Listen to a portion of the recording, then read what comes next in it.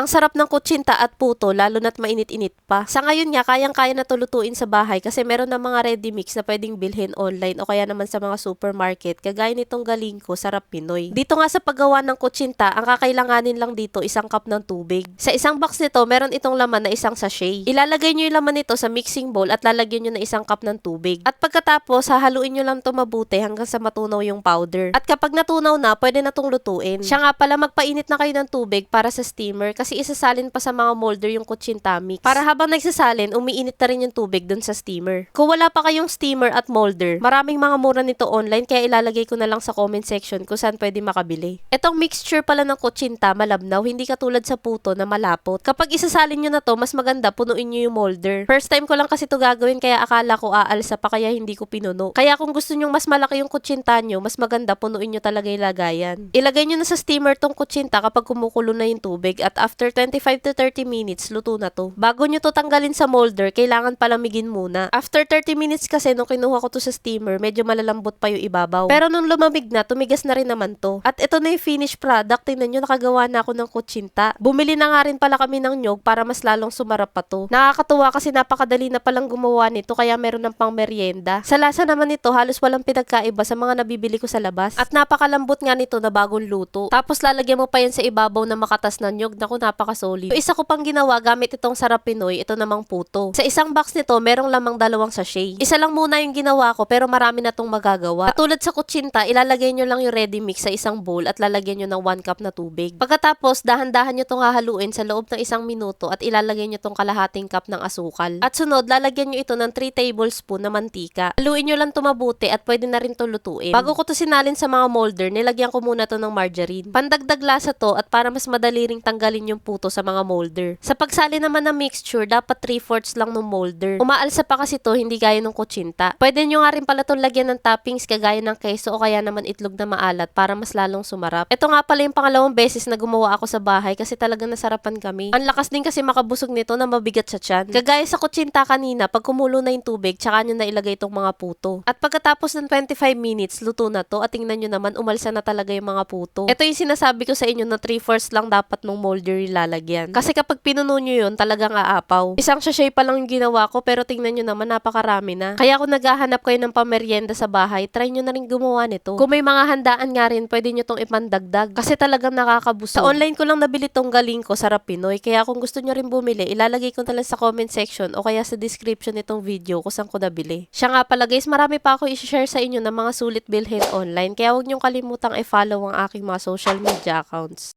Yun lang, maraming salamat sa panonood. Bye!